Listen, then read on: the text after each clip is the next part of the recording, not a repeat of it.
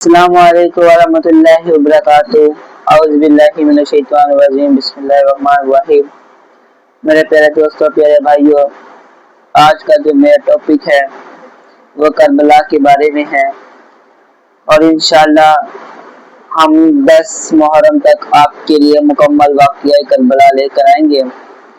ابھی کا جو میرا واقعہ ہے وہ مدینے سے کربلا تک ہجرت کا ہے۔ اللہ تعالیٰ سے دعا ہے کہ اللہ تعالیٰ مجھے حق اور سچ بیان کرنے کی توفیق عطا فرمائے، الہ آمین۔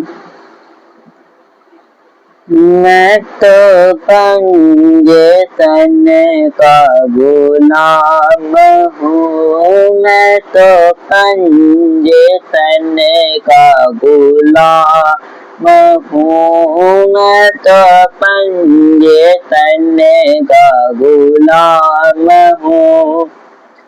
مجھے عشق ہے تو خدا سے ہے، مجھے عشق ہے تو نبی سے ہے، مجھے عشق ہے تو حسن سے ہے، مجھے عشق ہے تو حسین سے ہے، مجھے عشق ہے تو علی سے ہے۔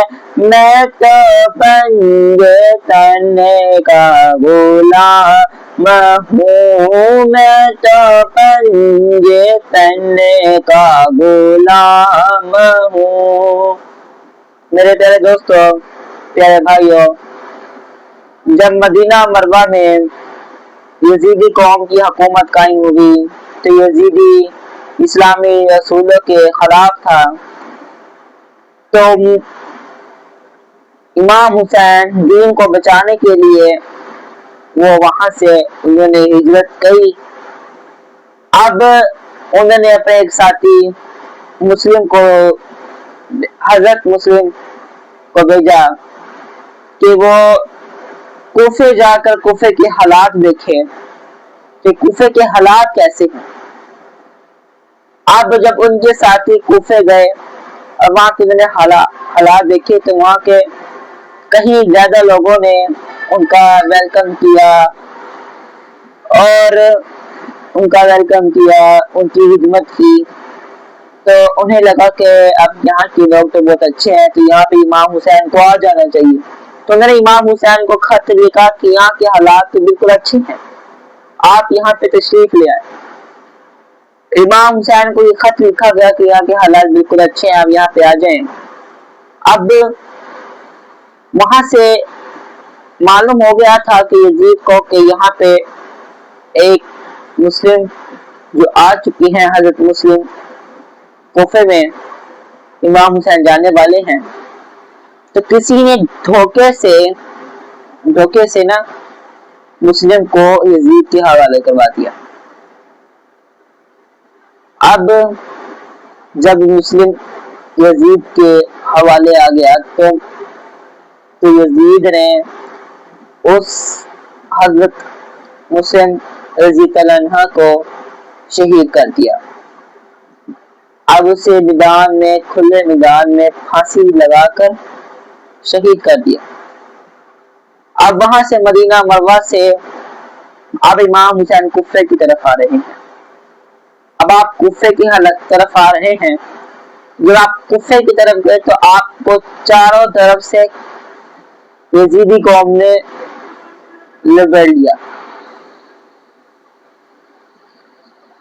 اب آپ کو چاروں طرف سے لبیڑ لیا، وہاں سے آپ کو چاروں طرف سے کور کر لیا یزیدی نے۔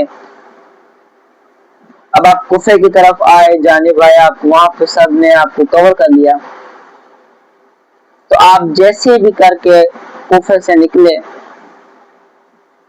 اور کربلا کے میدان پہنچے۔ اب آپ کربلا کے میدان پہنچے، تب آپ نے کہا کہ اب یہی وہ جگہ ہے جہاں پہ ہم نے شہادت پانی ہے۔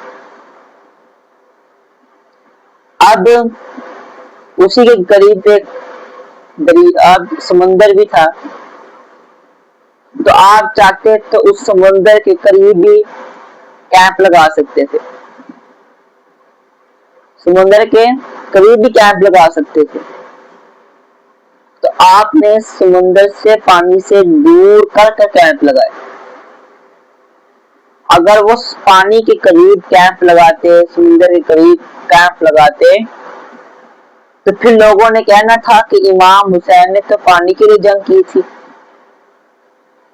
اس لیے امت مسلمہ کے لیے کتنے دن پیاسے رہے اور ان کے بچے پیاسے رہے، تو اب آپ پانی سے دور چلے، آپ نے پانی سے دور کیمپ لگا لیا۔ اب دوسری طرف دیکھا جائے، آپ نے کوفے کی طرف اپنے ساتھی کو بھیجا تھا، تو آپ نے اپنے ساتھی کو بھیجا تھا تو آپ چاہتے کسی صحابی کو بھی بھیج سکتے تھے، آپ نے اپنے ساتھی کو بھیجا تھا تو آپ چاہتے تو کسی صحابی کو بھی بھیج سکتے تھے۔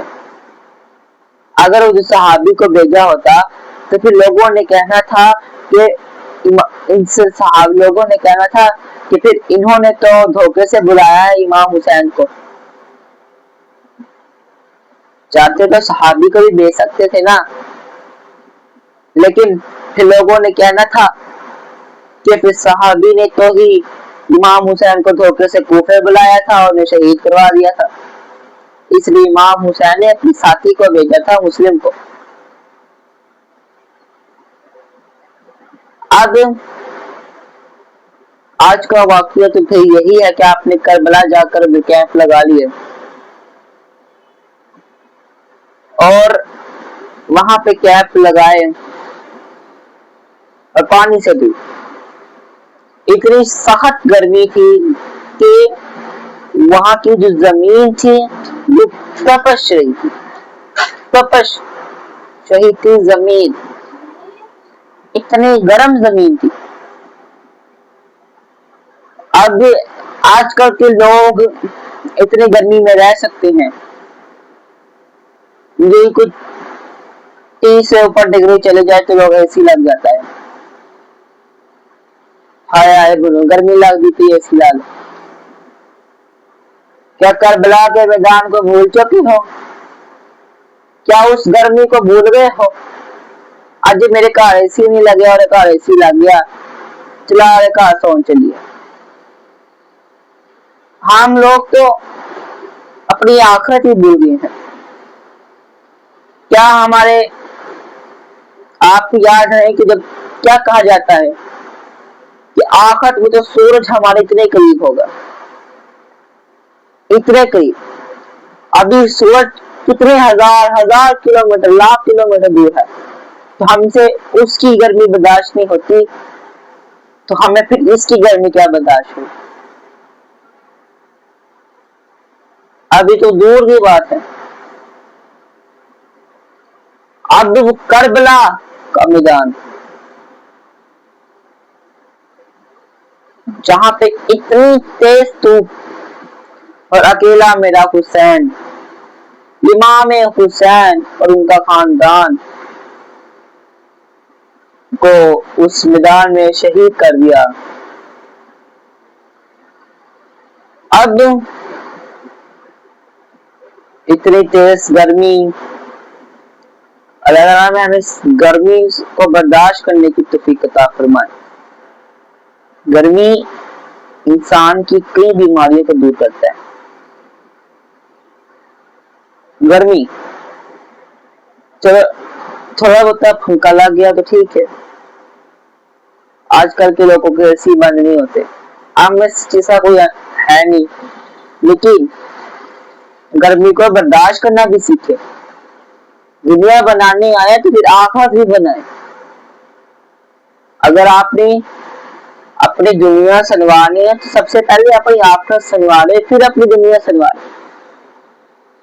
کربلا کے میدان سے ہمیں کئی سبق ملتے ہیں، کئی سبق۔ آج ہم ایک دن پیاسے رہ نہیں سکتے تو وہ کئی دن پیاسے رہے، ہم ایک دن گرمی کے بنا رہ نہیں سکتے، وہ کئی دن گرمی کے بنا رہے۔ لیکن انہوں نے نماز کو نہیں چھوڑا، نماز کو نہیں چھوڑا. شہید ہوئے تو سجدے کی حالت میں ہوئے, شہید بھی ہوئے سجدے کے حالت میں ہوئے, لیکن نماز نہ چھوڑی انہوں نے, نماز جاری رکھی. اب ہر جہاں جلوس نکل رہے ہیں امام حسین کے, ماتم ہو رہا ہے, اذان ہو رہی ہے اس کا فکر نہیں, جماعت ہو رہی ہے اس کی فکر نہیں, نماز کی کوئی فکر نہیں. اب جس کے نام کا ماتم کرتے ہو تو یہ تو دیکھ لو کیا اس حسین نے کربلا کے میدان میں نماز چھوڑی تھی؟ جس کے نام کا تم ماتم کرتے ہو یہ تو دیکھ لو کہ امام حسین نے کربلا کے میدان میں نماز چھوڑی تھی. جلوس نکل رہے ہیں, ماتم ہو رہا ہے, اذانیں ہو رہی ہیں, اذانوں کا فکر نہیں, ماتم جاری ہے. اب نماز ہو رہی ہے, نماز کی فکر نہیں, ماتم جاری ہے. اب جس کا ماتم کر رہے ہو تمہیں وہ فکر نہیں.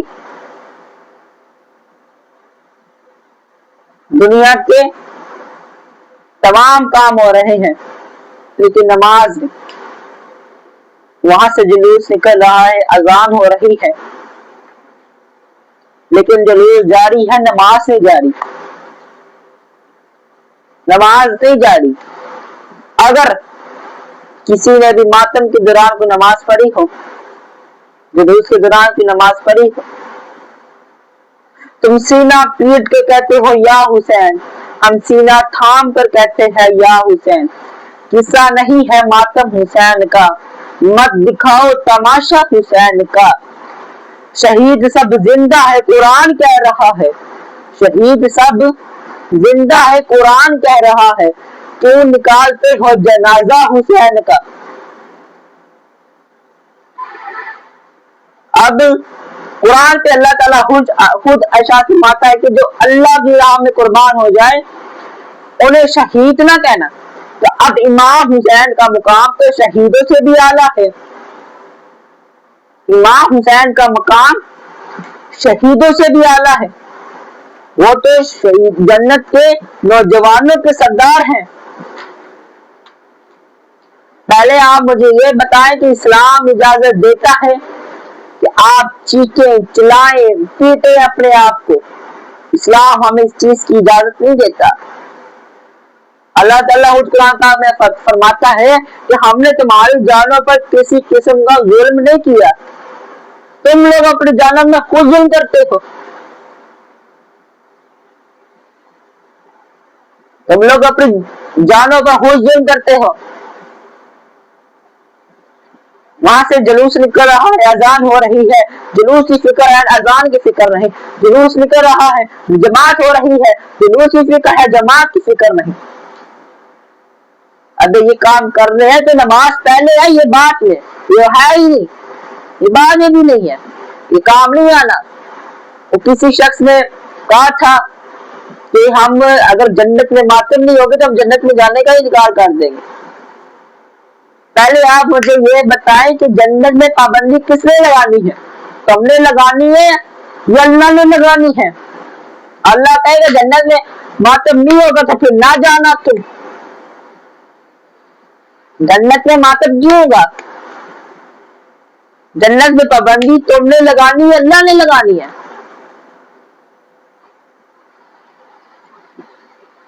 اب ماتم نہیں ہے قصہ حسین کا, مت نکالو, مت دکھاؤ تماشا حسین کا.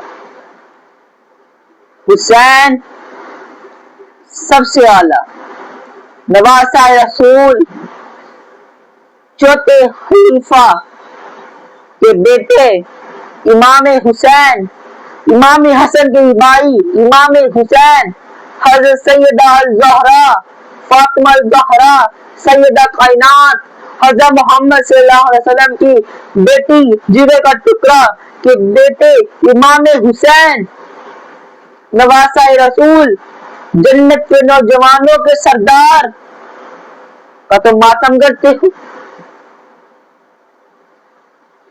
جنت کے نوجوان ہیں وہ, ہم کہاں وہ کہاں.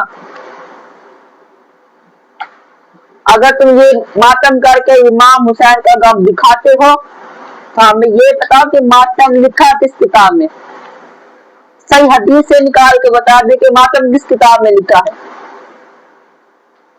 इस्लाम इजाजत देता है चीखने की, इस्लाम इजाजत देता है हमें इन चीजों की, क्या मातम करें। अल्लाह ताला से दुआ है कि अल्लाह ताला हमें हक को समझने की तौफीक अता फरमाए। और आपने हमारी वीडियो को मुकम्मल देखा, आपका बहुत बहुत शुक्रिया। आपसे गुजारिश है कि आप इस वीडियो को आगे तक शेयर करें ताकि उन्हें भी थोड़ी दीन का इल्म हासिल हो। शुक्रिया आप सबका देखना और मेरा बयान सुनना और मेरा कुछ बयान देना। अल्लाह ताला अपनी बारगाह इलाही में कबूल फरमाए। इलाही आमीन। शुक्रिया।